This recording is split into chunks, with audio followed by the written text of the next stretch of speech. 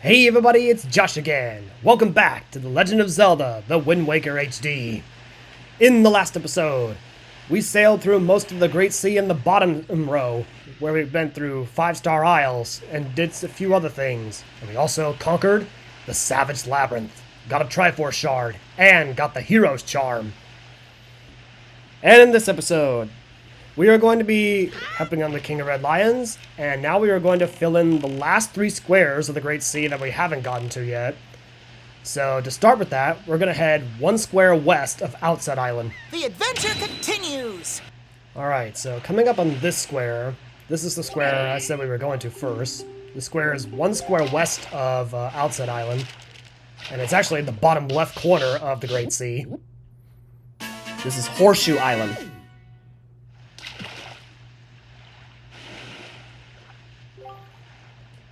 Yeah, he's telling us about Orca.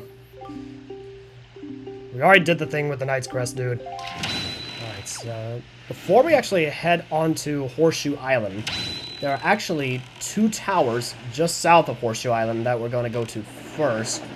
Because if we take down those towers, one of them contains an important item. Unfortunately, you also got to watch out for cannons and... I don't know if you guys heard that, but I think a cannon just killed one of the cargo rocks. Unfortunately, it happened off camera, so I didn't actually see it, but I did hear it, and that's what it sounded like.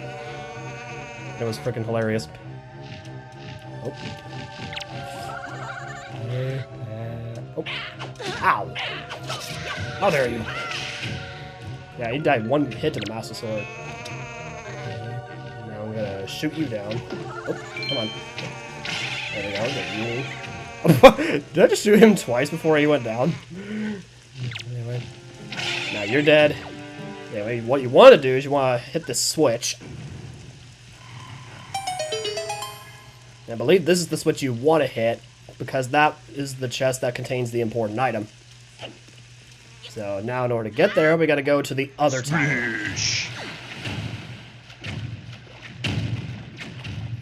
Unfortunately, both of the towers are trying to shoot me now. Although I didn't bother to take out the cannons because I don't think there's actually really any war for taking out the cannons in this tower.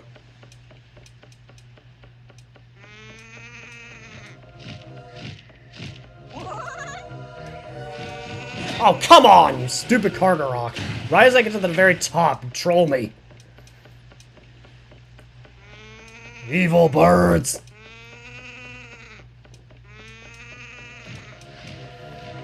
You better not do it again.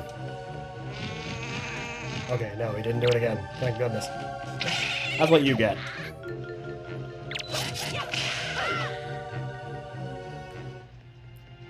And now you're gonna die. Nope, you don't deserve to be saved. Anyway, open this chest and you will get a treasure chart. So that's another treasure chart down. And I believe all this switch does will activate a treasure chest on that side, but I don't think that item is as important. Like I think it just contains like a quest item, like a golden feather or a skull necklace. Anyway, now that these towers are out of the way, now we're actually going to go to Horseshoe Island. Because there are actually a couple of treasure charts we can get over there. And also for this island, you're going to need your Deku Leaf. Because guess what you get to do on this island? You get to play a game. But not just any game. You're going to be playing golf! Wait a minute. I hate golf. But anyway, what you gotta do is take one of these giant nuts and then blow them into the hole. Wow, great choice of words there. Anyway, you gotta use your Deku Leaf to knock them in. Because you can't really do it yourself because those brambles will block your way. So you set it down and then use the Deku Leaf. Unfortunately, the Deku Leaf doesn't always like face the right way for some dumb reason. Try again. Nice. We gotta do one more hole. Except this time the brambles won't let you place it yourself. Instead, you just gotta do it from here.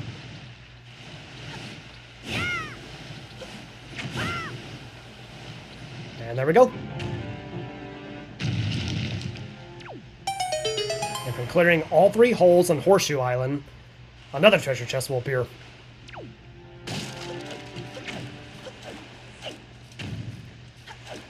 And also, there's a little enemy gauntlet you can do down there. But first, I'm gonna go ahead and play the Wind's Requiem.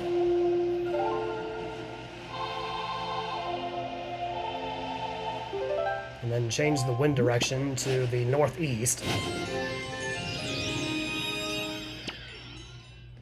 Sail over the Sea Hat. Whoa, that was close. And then open this chest, and you will get another treasure chart! And now for the last thing you can do on Horseshoe Island.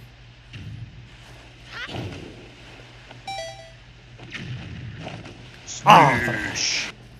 So yeah, but the last thing you can do on Horseshoe Island, you gotta go down the hole. And in here we got 2 Mothulas and a Wing Mothula. But yeah, the regular Mothulas die in 1 hit. So I need to switch this to a fire arrow so I can kill you in 1 hit. BAM! Yeah, burn to death. And then from killing all the Mothulas, another treasure chest will appear. And inside you will get something we've already gotten twice now. Another treasure chart! So yeah, 3 treasure charts on 1 island. Anyway, now that that's done, we can get out of here. Now, I think that's all you can do on Horseshoe Island. Wait, what does this guy have to say? I'm so glad I bought this kaleidoscope. Oh, so it's not a telescope.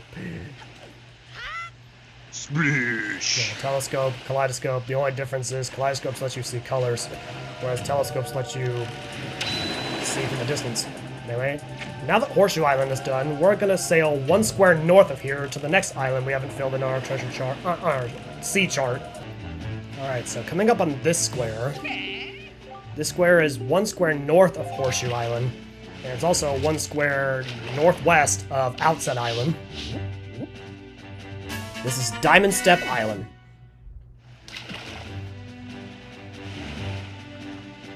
Oh, I got some information for you. There's a treasure inside Diamond Step Island that will allow you to see it. You know, it. The thing that appears on nights when a wee bit of the right half of the moon is missing. And by it, he means the ghost ship. So yes, this island is also technically required in order for you to get all the Triforce shards. So, let's see. Let's go ahead and use the hookshot on one of this low palm tree. We're going to try and make our way up Diamond Step Island.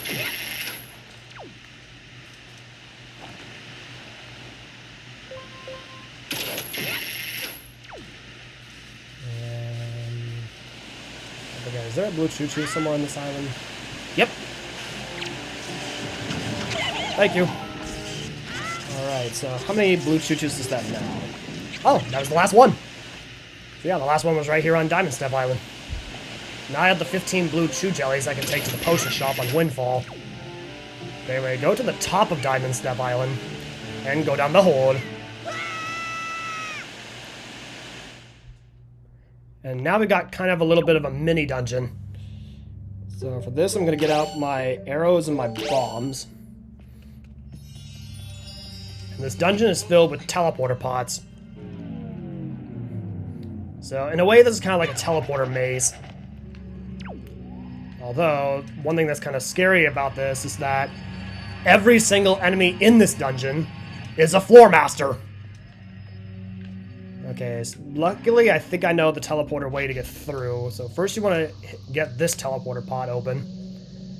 I think you can either get it open with your skull hammer, your bombs, or a fire arrow. So go the one right next to it. Okay, you want to go across these floor masters and go to the pod that's like directly across from this.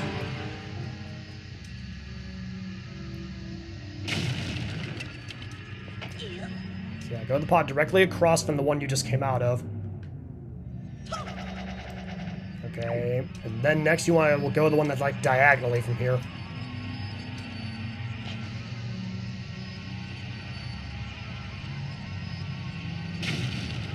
Okay, go in this teleporter pod.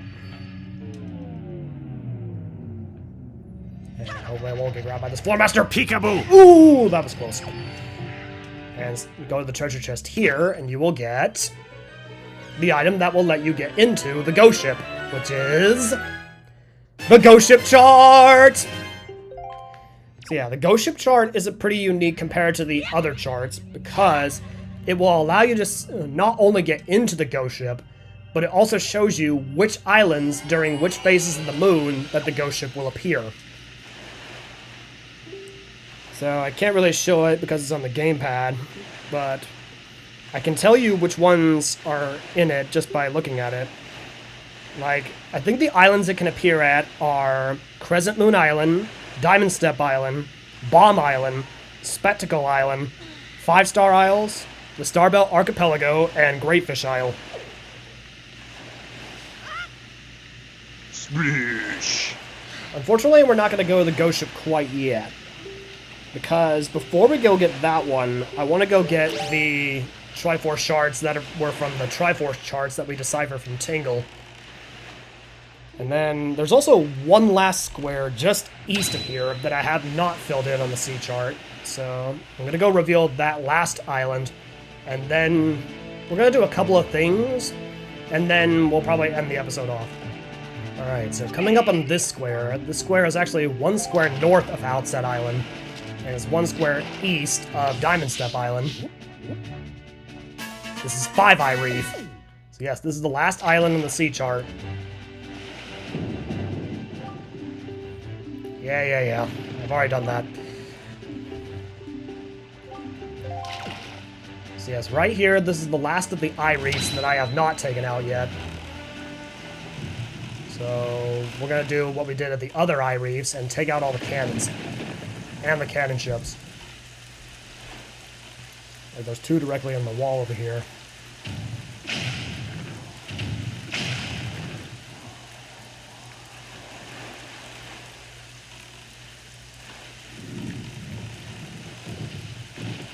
There's two more in the corner and then two on that wall. There's also two right here in the middle eye. Yeah! Took out two cannons with one shot. Nice shot! I couldn't do that with these. At least I took care of them. Let's take out these ones in the corner. Okay, I think there's one more on the other wall and then two more on the middle eye. There's two more in the middle eye right here. Oh yeah, there's no cannon ships here. Oh, that was it. Alright, just like with the other eye reefs, take out all the cannons and cannon ships in here, even though there's no cannon ships in this eye reef specifically. Another treasure chest will appear. Okay, in this treasure chest you will get another treasure chart! This is the last of the treasure charts you get from all 6 of the eye reefs. So yeah, you kind of notice that each of the eye reefs represents a different side of a D6. Like a simple standard die. Because it has all numbers 1 to 6 on it. Alright. So now that we have revealed all of the islands in the sea chart, there's actually a couple of things I want to do on 2 different islands just east of here. So the first one we'll be heading to is Shark Island. Oh, and speaking of sharks, like York appears. Alright, so now that we are back here on Shark Island, I didn't really get to do this island because not only did we have all the necessary items, but there was a cyclone preventing me from doing this. So there are 4 different switches on this island. One you can press, one you can hit, one you hit with your skull hammer, and one you hit with your iron boots. And there's also another Korok here that has a sprout that is dying. So I'm gonna go ahead and get my iron boots and my skull hammer for this. This one switch on the tail, you have to hit with your iron boots. And I believe these switches are timed, so you only have a limited amount of time to hit all the switches.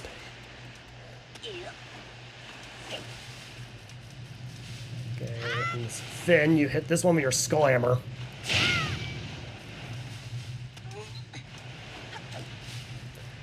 This one over here, you can just hit with your sword. And then the last one up here, you just press. And that makes an updraft appear for some reason, but also gets rid of that ring of fire, so that you can go down the hole. And going down here, we have a mini blend. Oh, it's actually more of an enemy gauntlet, because enemies will just keep appearing and appearing. And it's gonna get a lot more annoying, trust me. Oh, mini blends. For some reason, mini blends always appear like out of the corner of your eye. They don't actually like appear like right directly in front of you. And we're also getting some shield goblins. Ow! And now we got moblins join the fight.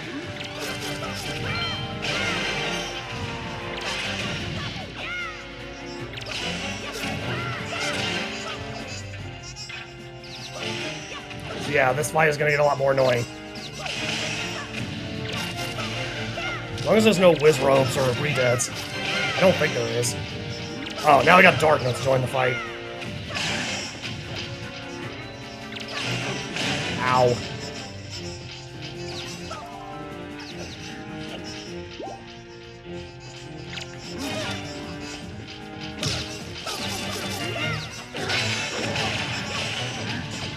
Nice, the Darknut killed the Moblin for me.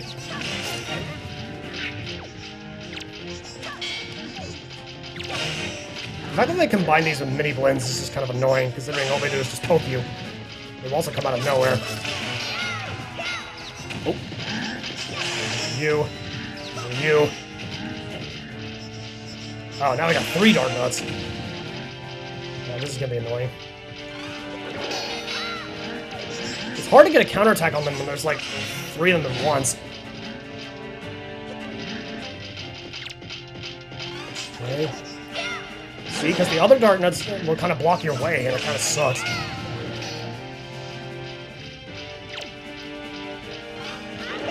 Okay, there goes your helmets. And your armor.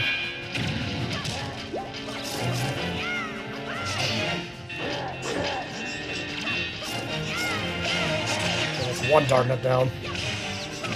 Mini ones are still annoying. It's funny how it grabs the Moblin Spear.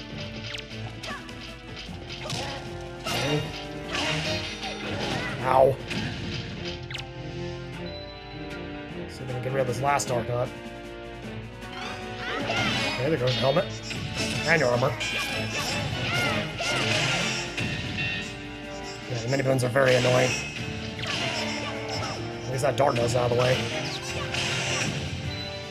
Another Goblin. Oh, now there's Whiz Robes. You suck.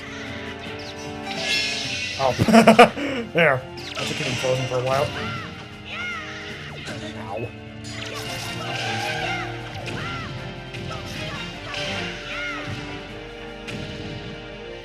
Oh, another Whiz Robe. You suck. At least with the ice arrows, you kind of stun them. Considering that keeps them from doing magic attacks for a while. Come on. There we go. Take out that Moblin. Another Moblin. Another Bokoblin. They just keep on coming, don't they? Oh, 3 more Darknuts.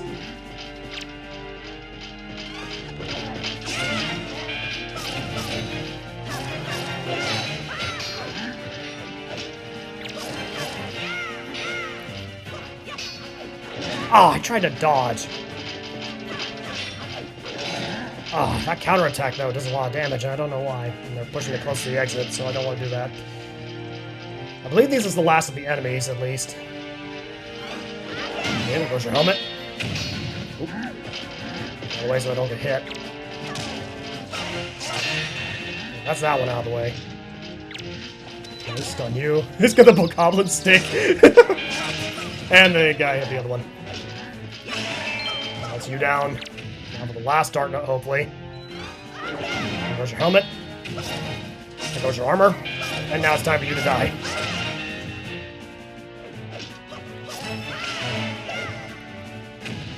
Holy crap! So many enemies all at once. I'd say that's like the second worst enemy gauntlet compared to the Savage Labyrinth. And anyway, from doing that, you get a silver rupee! You also get a lot of quest items for doing this as well.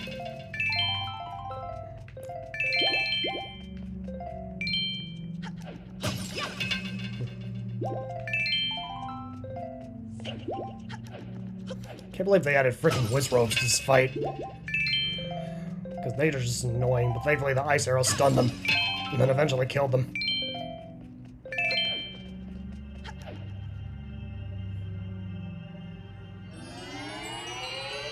I guess it's also good that I had the fully powered Master Sword before this too. Okay, and then head one more square east of here. We're gonna do one thing over there at Southern Fairy Island, and I think that involves the towers that I missed. Okay, stop. Now, I think I missed it with these 3 towers near Southern Fairy Island. So I believe 2 of these towers will have ladders, but one you will have to get to with your Deku Leaf. So first we're gonna go ahead and kill all the enemies and cannons in this tower. Goodbye.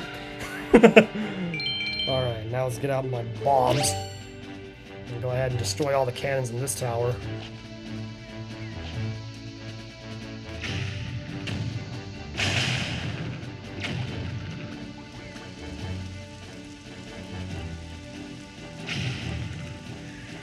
And then destroying all the ones on this tower makes one treasure chest appear. And then on the other one, I think if you do the same thing, another treasure chest will appear. But I believe only one of those chests will contain one of the more important items. Kind of like back at Horseshoe Island with the 2 towers there that will summon treasure chests. More Nintendo logic. A cannon is shooting a wooden ladder, and yet it does nothing but just, like... It doesn't even get rid of the ladder or break it. That's gonna be some sturdy wood then. Okay, now let's go ahead and get rid of these cannons.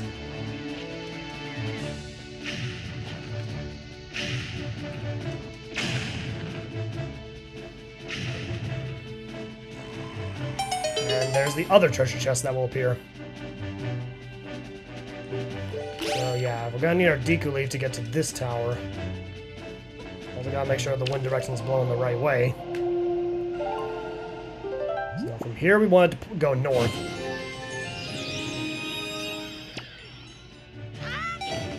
Hopefully the cannons don't shoot me on the way.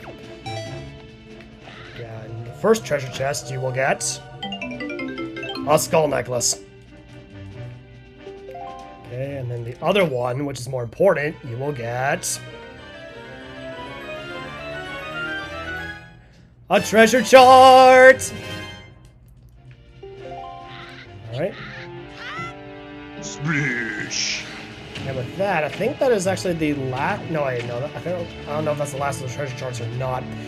But anyway, the last thing I want to do for this episode, since we've discovered all the islands now, is I'm going to play the Battle of the Gales. And then I'm going to warp to Outset Island again. Because there's one last challenge there that I want to try to get out of the way. Now, the last thing I want to do here on Outset Island is there is one last minigame that I didn't bother to do because it would take quite a bit of time. But I still have some time left for this episode, even though I'm probably just going to cut out most of it. Oh, it also seems the mailbox is jumping out at us, so let's go ahead and take a peek at that before we do the challenge. Good morning! I have a letter for you. Oh, it's cash on delivery. Oh, it's just 10 rupees, just pay it. To silver membership. Oh yeah, that's right. I bought a bunch of items from Beetle off camera, so if you buy 30 items from him, you earn 30 points and get a complimentary ID. So you could use this as one of his shop ships. So yes, that complimentary ID, who knows what this is, but apparently you should take it to Beetle. Well, whatever. Alright, so now we're going to do the challenge with Orca.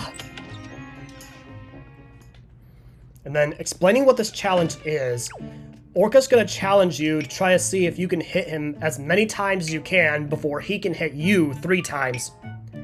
And if you hit him a certain number of times, I believe it's 500 times, before he can hit you 3 times, he will give you a piece of heart. Although I doubt you guys want to see me just hit an old man over and over and over again. So I'm only going to show like a first few bits of this, and then I'm just probably just going to cut ahead to when I get to 500.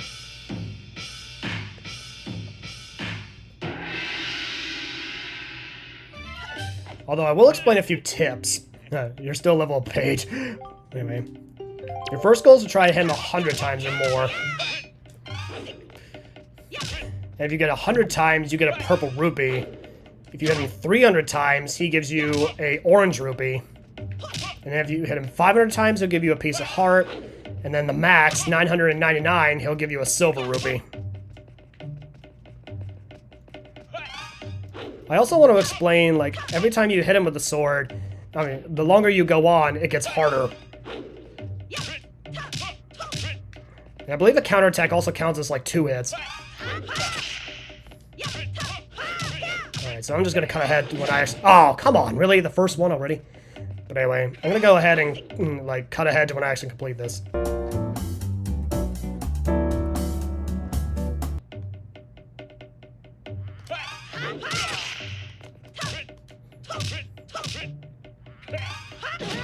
Enough. Okay, I did it.